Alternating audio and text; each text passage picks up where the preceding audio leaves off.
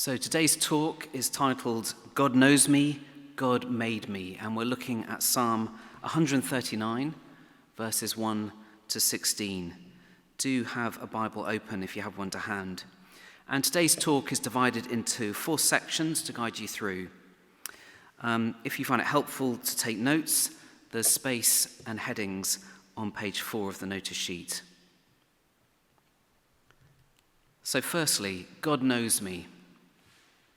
Psalm 139 is an exploration of God's knowledge of us as people, as humans.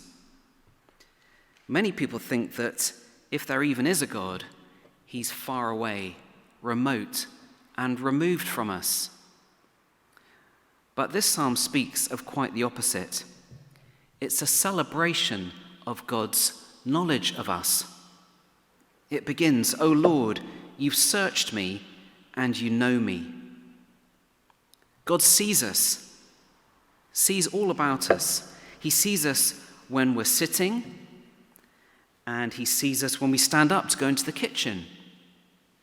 He sees us in the everyday. You're probably sitting while you listen to me speaking at this moment. Well, God sees you now. God knows about the moment we're in.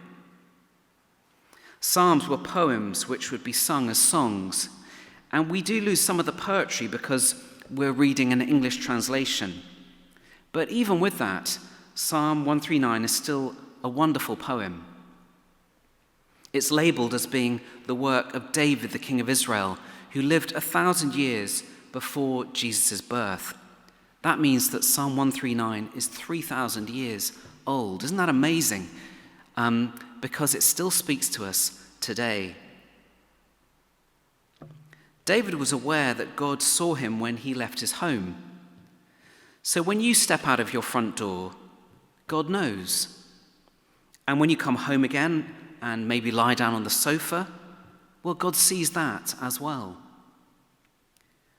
"You are familiar with all my ways," writes David in verse 3. God knows about all our actions. But his knowing goes further. He knows our thoughts in verse 2. He knows what we're going to say before it leaves our tongue, verse 4. God really knows all about us at the deepest level. He knows us more than it's possible for any other human to know us. So he knows you better than your mother knows you. And he knows you better than your husband knows you. And he knows you better than your best friend knows you. I wonder how that makes you feel. Our response depends on the security of our relationship with God. Think about when different people look at you. When someone who loves you looks at you, there's encouragement and comfort, compassion and pleasure. But when an enemy looks at you, someone who wants to bully you or to take something that belongs to you, maybe someone who disapproves of you, the feeling can be one of threat.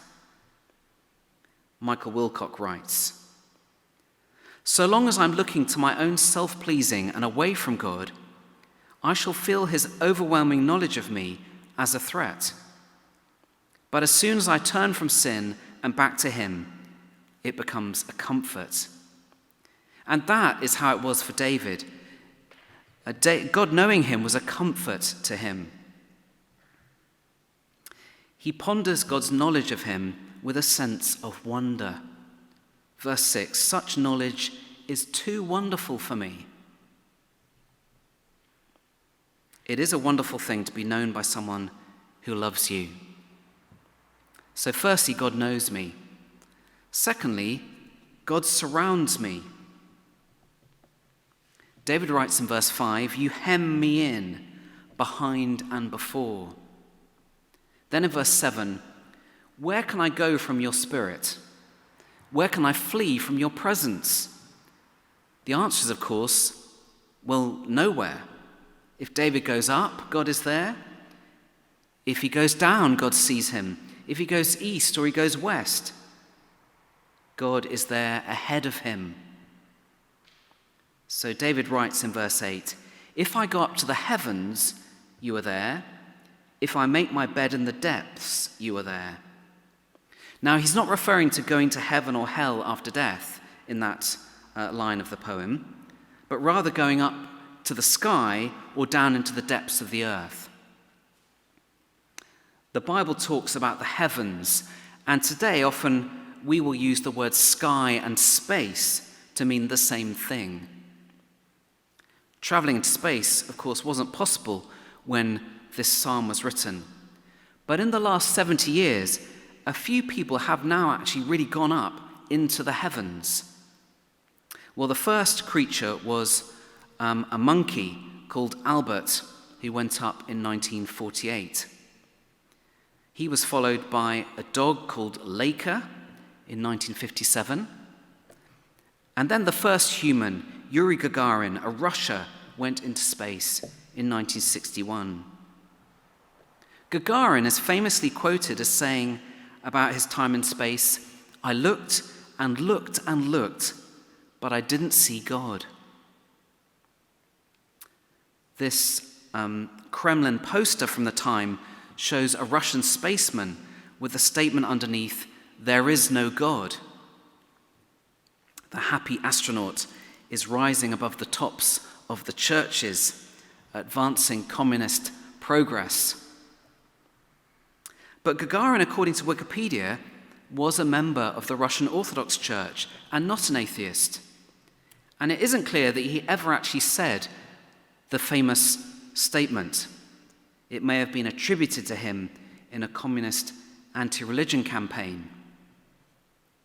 But whether Gagarin said it or didn't say it, Psalm 139 isn't about us seeing God, it's about God seeing us. So Gagarin didn't see God when he went into space, but the psalm reminds us that God saw Gagarin when he went up to the heavens. There is no place to flee from God. God surrounds me, before me and behind me.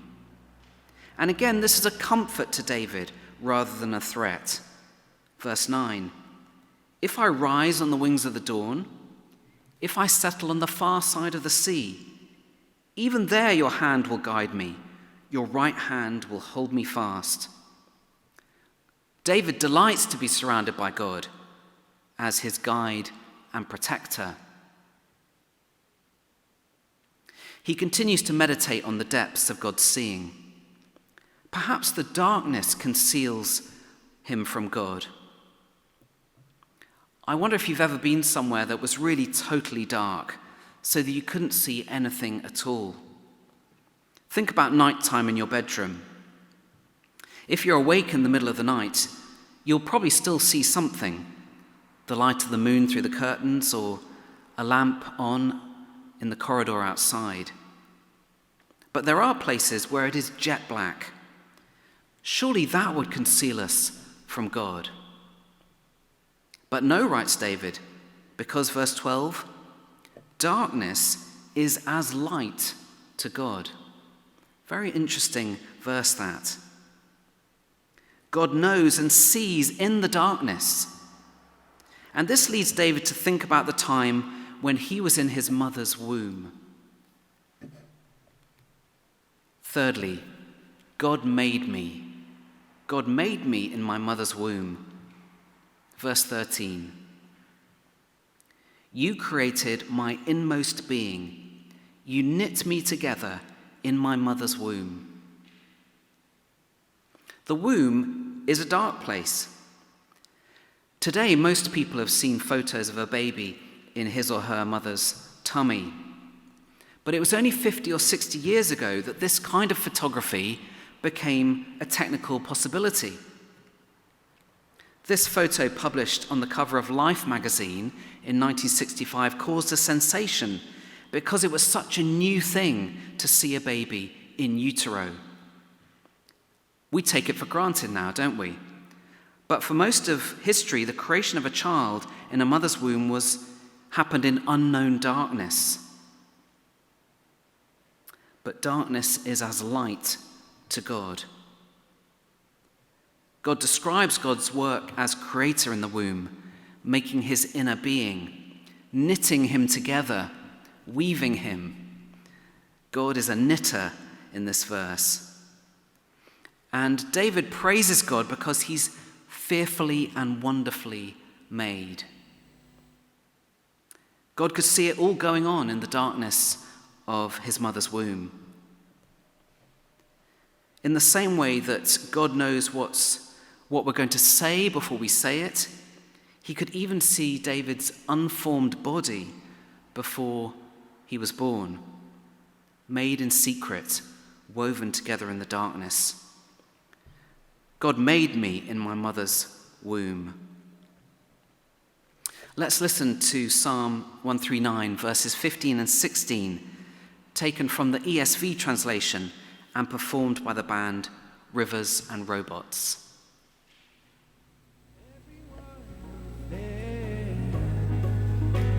The days that were far from me, when as yet my frame was not hidden from you, when I was being made in secret, intricately woven in the depths of the earth, your eyes saw my unformed substance. My frame was not hidden from you, when I was being made in secret.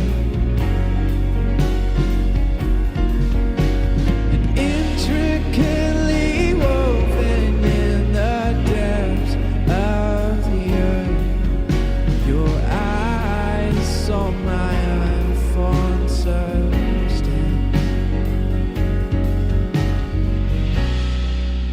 In your book were written every one of them, the days that were formed for me, when as yet there were none of them.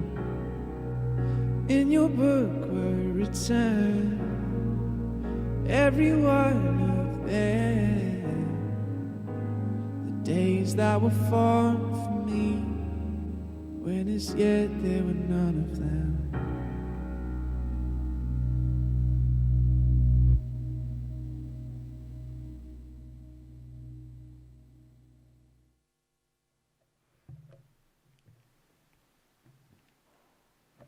With verses 15 and 16 of the psalm in our minds, we come to the final part of this talk, a mother's wonder. When we think of God as creator, often we think of him making the universe in the beginning. We think of him making it all at the start, stars and planets, the earth, creation on a big scale. But these verses from Psalm 139 focus on the small space of the womb. This isn't creating in the beginning. This is God weaving every child together in the secret darkness. And this brings us to a mother's wonder. The wonder at human creation expressed in the psalm is for everybody, male and female. We're all fearfully and wonderfully made. But there is a special wonder for a mother. When a woman becomes pregnant, all this creative work begins inside her in the secret place. A new person is being formed inside her, a person who will last for eternity. A mother's womb is the workshop of God's creativity. And this is one of the privileges of motherhood that I want us to celebrate today. After conception, a mother doesn't need to do anything to create the baby. Well, yes, she needs to eat and sleep well and to take care of herself, but it's God's creative process inside her. Ali Brett's now going to join me at the front, and we're going to take a few minutes to hear about her experience of pregnancy. Ali, do come up and join me.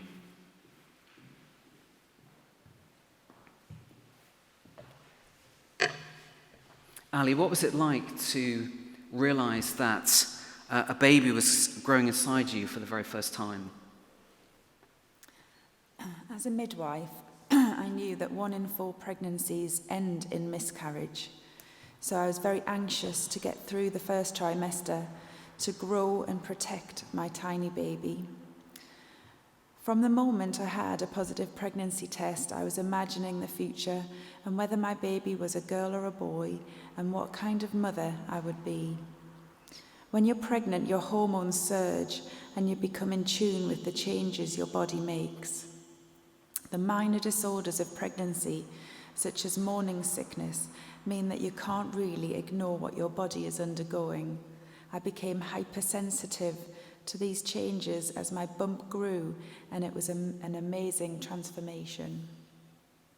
And Ali, was there a sense of wonder in what was going on inside you? There certainly was. Knowing each stage of the developing fetus made my pregnancy so exciting. From the tiny embryo being only the size of a grain of rice to feeling movements from 20 weeks. They began like butterflies at first and became stronger and more frequent as the weeks went on. It was a secret communication only between mother and baby, like a Morse code, a response to my voice or touch or food after a meal, the most perfect way to bond. As a midwife, with each birth I have been privileged to witness, there is always wonder and awe at their tiny features and marveling at the awesomeness of the human body. And how did it feel that God was making a new person inside you? Although Nick and I at the time weren't committed Christians, we knew enough to believe that babies were God-given, and we just hoped that each of our babies would be healthy and that they would fulfill the plan that he had for them. So you've got 3 children, Joseph, Amber and Josh, and of course they're all pretty grown up now. Amber's just moved to London for the first time yesterday. How did you feel about each of them before they were born? Well, we were young and the first of my friends to become parents and have a baby, but I was really ready to be a mother to Joseph. As a midwife with baby handling skills, I was pretty laid back about caring for a newborn baby, but I did worry about my ability to be a good mother and care for him properly. We didn't know the gender of each baby before they were born, so we were very excited to have a surprise, and we also didn't decide on names until they were born.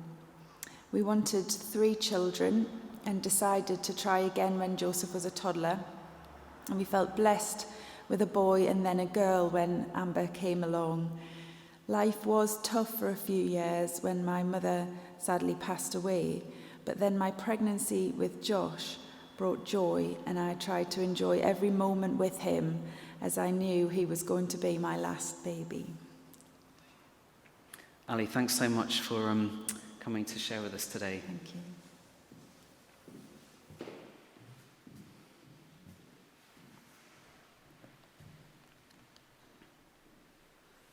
Well, let me just summarize as we come to the end of this talk. Today we've explored Psalm 139.